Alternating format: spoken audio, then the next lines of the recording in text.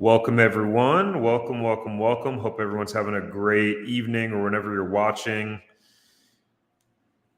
All right, I'm excited. Today, we are diving into my profitable franchise formula. This is a powerful framework. I will tell you, this is probably the most powerful methodology that I've created to help people just like you find and buy the right franchise.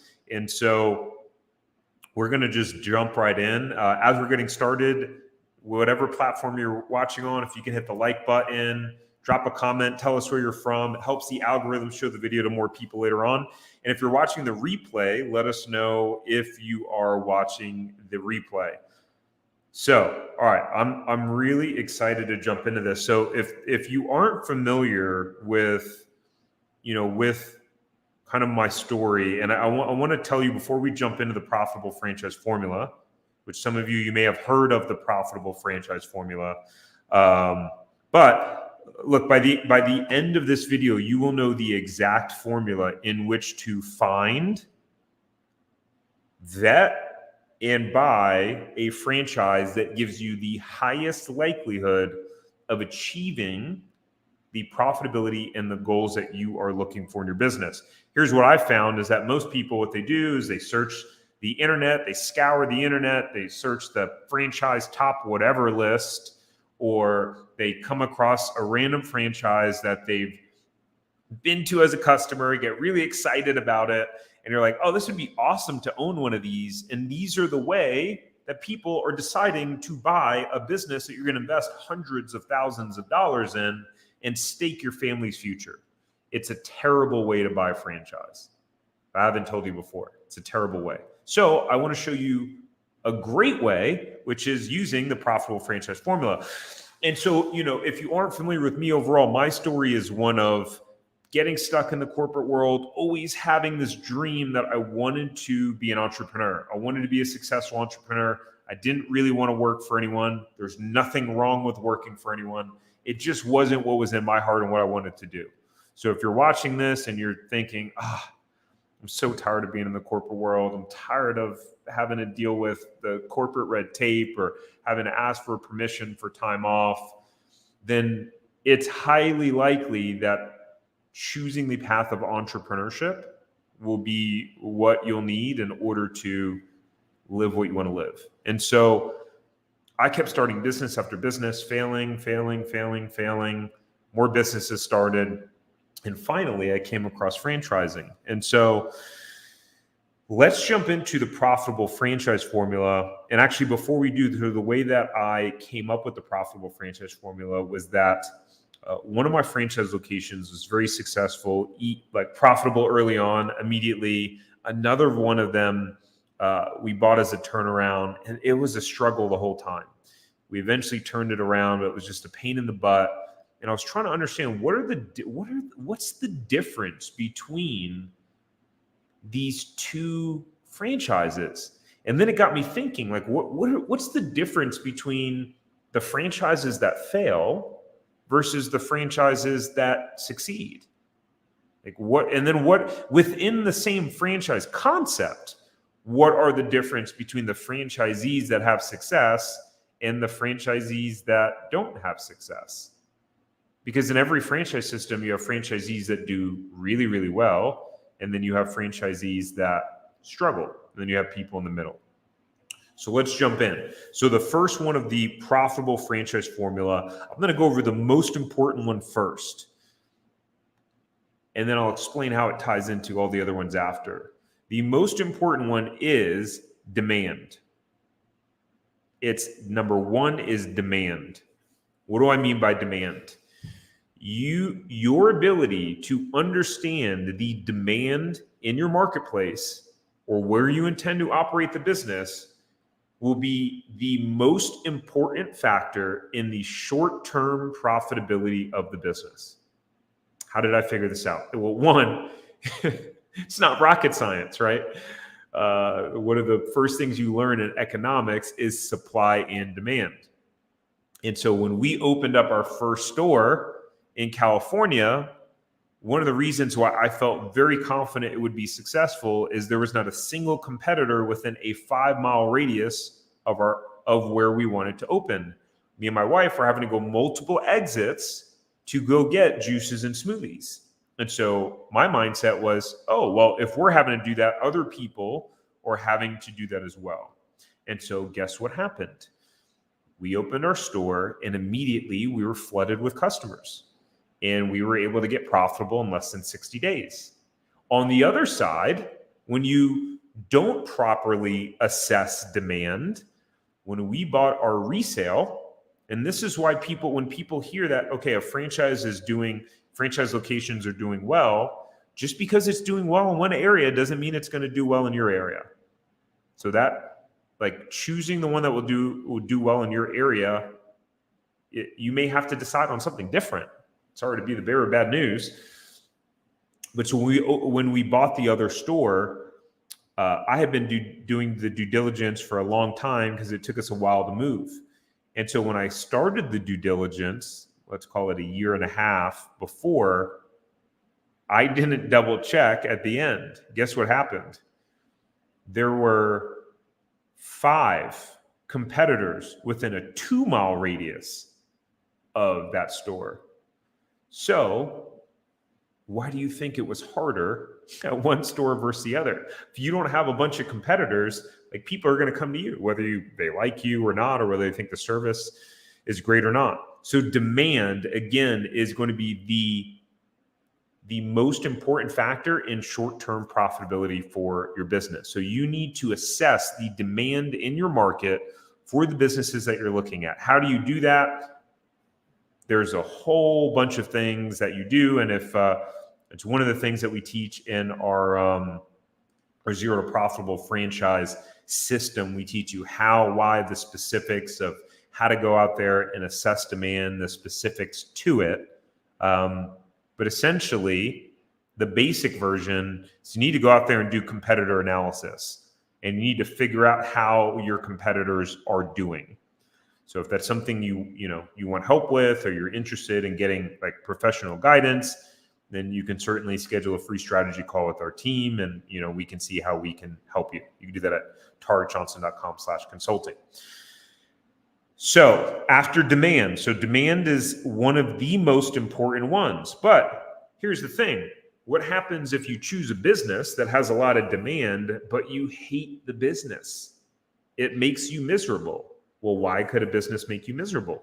Which is number 2, is your skill set. So in the profitable franchise formula, the business needs to align with your skill sets. So what do I mean by that? Tarek, that sounds super obvious. A business that aligns with my skill sets. Like, that's a no-brainer, man. Not as much as you would think, actually. So if one of the ways to really put yourself in the best position is to buy a franchise that's within, like, the industry that you already have a lot of knowledge in. Some of you might go, well, like, I don't want to be in that industry anymore. That's why I'm trying to leave and start my own business. I don't want to be there. Okay, great. I'm just letting you know. Like, I'm just the messenger.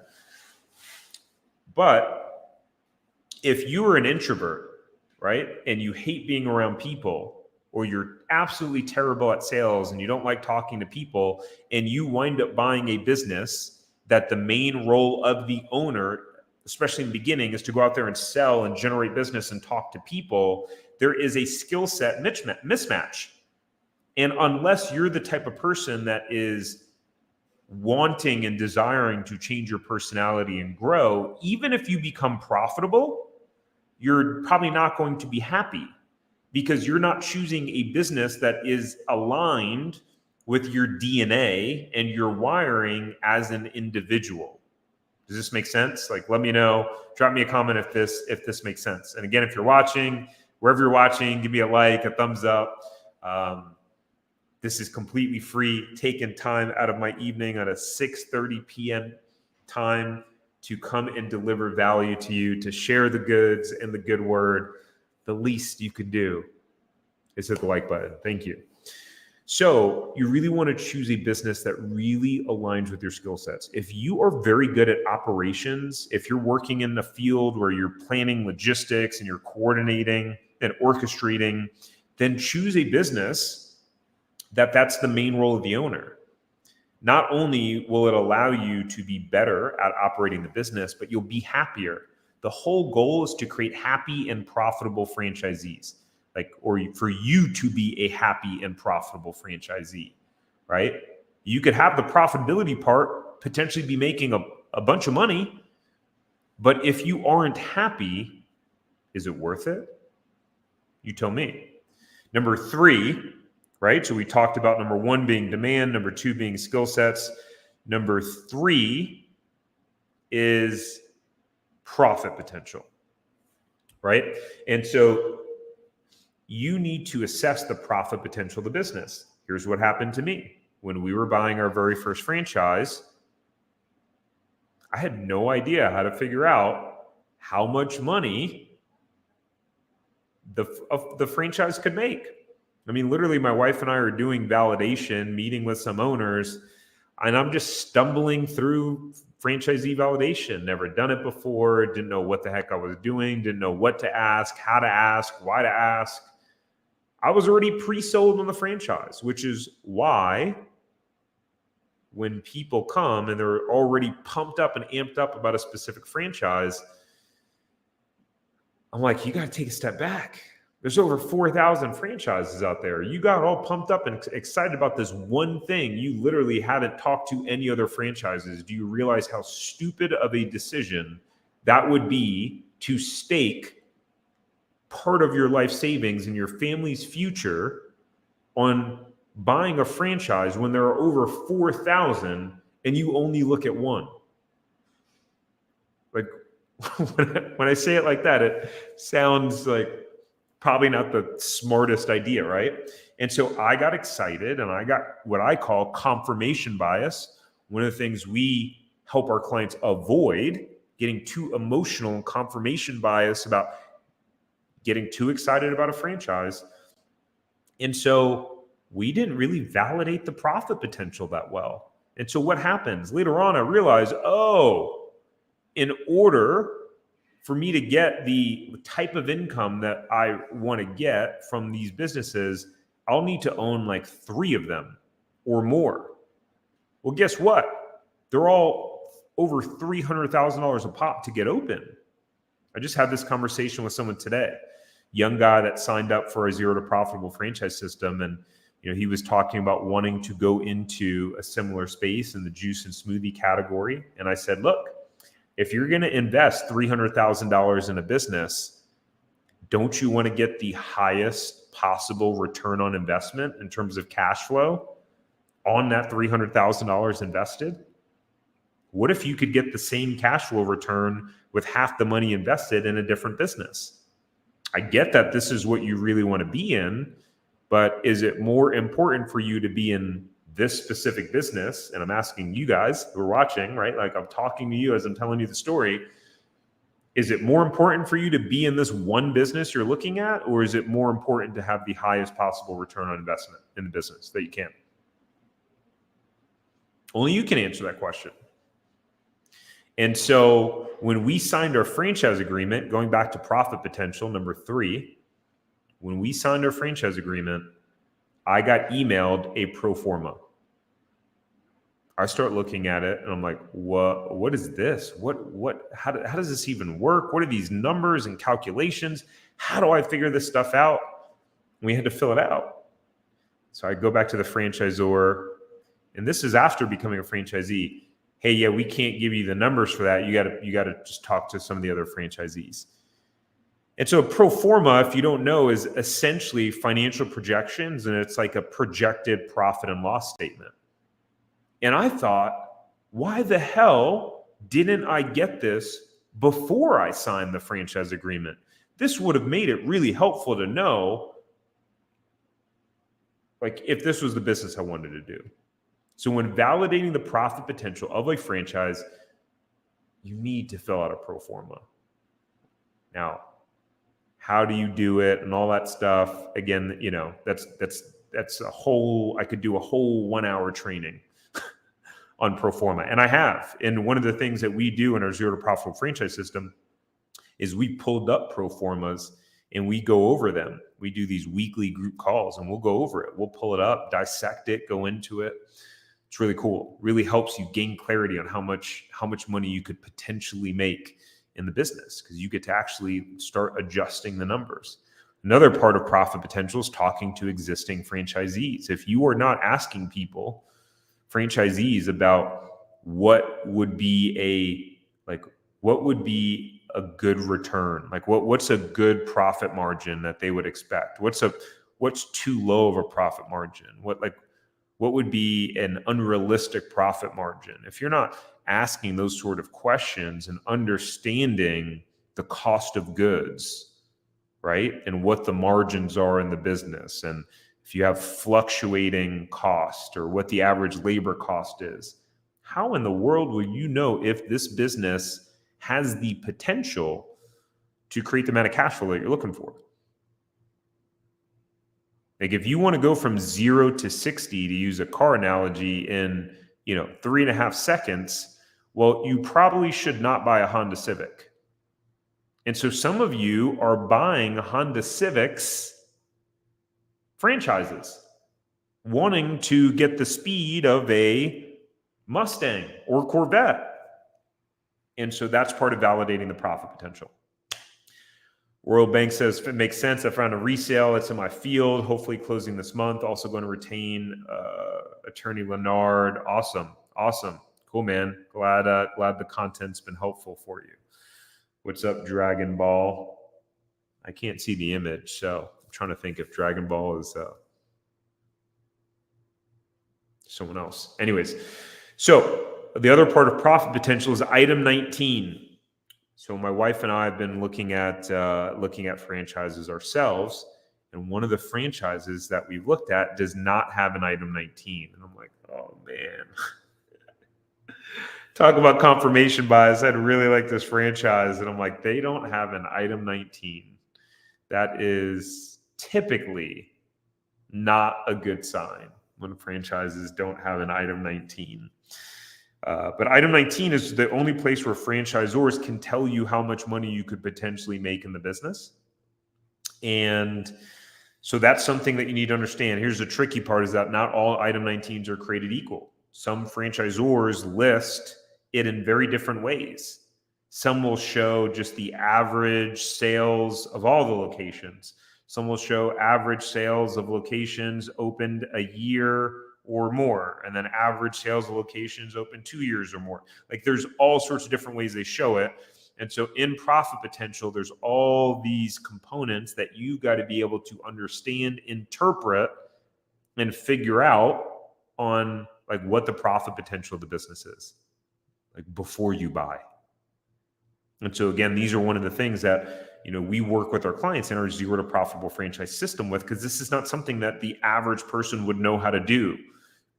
Creating pro formas and tactically able to get information through franchisee validation calls, interpreting the item 19, putting it all together to figure out some calculations of what's possible financially for yourself.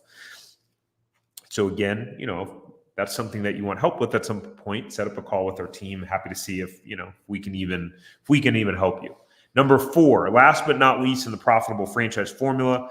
So we already talked about demand. Number 1, we talked about it. If you're just tuning in the middle, go back and watch the beginning, because we talked about some really, really key and important stuff. Also, make sure to hit the like button, whatever platform you're watching on. We talked about demand. We talked about skill sets. We talked about profit potential. So number 4 is belief. Belief is the 4th pillar in the profitable franchise formula, which is, do not just buy a business or a franchise because you think you can make a lot of money. That is a recipe for disaster. Many franchisors are going to sell you the dream about how awesome their franchise is. And if you are only going in because it's like, you think the business can make a bunch of money, it's a terrible reason. Like a lot of people recently saw my crumble cookie video about the average unit performance of a crumble cookie. Great. Yeah. Crumble cookie stores on average make a lot of money. You could hate running it. Great. You make a bunch of money, but you're miserable. What does that get you? Or worst case scenario, which is why I tell people not to make the decision just because you think you can make a lot of money, is because business is hard. Owning a business is very challenging. Newsflash. It'll probably be hard before it's easy. And some people can't get through the hard part. And if you can't get through the hard part, you never get to the good part of making a bunch of money. And so this is why I say you have to have belief in the business you're choosing, not passion. We get people reaching out, Tark, but I'm really passionate about this sort of business. It doesn't matter. Passion doesn't matter. Here's why, without sounding like a schmuck. What you're passionate about today, you may not be passionate about tomorrow. Right? Have you ever had some of your interests or passions change in your life? So if you choose a business now that you feel passionate about, and then 1, 2, 3 years later, you're no longer passionate about it, now you're stuck with a business, a franchise agreement, a personal guarantee, potentially a lease, employees, expenses. And that could be tough. So it's more so about choosing a business that you have belief in. Like, what do you have a strong belief in terms of the product or service? And sometimes it may be also what you're passionate about. So they're not like mutually exclusive. But if you believe, if you just started working out, you're like passionate about fitness, you buy a fitness franchise, because of that, well, probably a bad reason. But if you buy a fitness franchise because you believe that fitness transformed your life and you have a firm conviction and belief that everyone should exercise and work out because it's going to improve the quality of their life and enhance all the other areas of our life, like that's probably a belief or a conviction that will likely not change in your life. And so when you choose a business that you have a strong belief or conviction in the product or service, even if it's something completely new to you, right? You may be looking at a completely different industry, but if you have a connection and a strong belief in that, it's going to put you at a higher likelihood of succeeding, because the beginning of business is hard. And to get through that beginning period and those challenges, you need something more than just passion fueling you. You need belief. You need conviction. All right. So hopefully that was valuable. If it was, drop me a comment. Let me know. Like the best thank you could give me is to leave a comment and to leave a like and let me know what you thought of this and if it was helpful for you. That's the most beautiful thing that you can do. I will keep coming on and doing these lives weekly. Until how long, I don't know, but I come to just deliver content, give you the goods, knowing that my free stuff will be hopefully very valuable to you. I know that 80% of you will probably never reach out, will never work together, become clients. That's okay. I love teaching. I love bringing you this content. I love adding value. I know that a small percentage of you guys will wind up reaching out, doing business with us. Either way, I love you. I appreciate you. Thank you for your support. And I hope you guys have a great evening.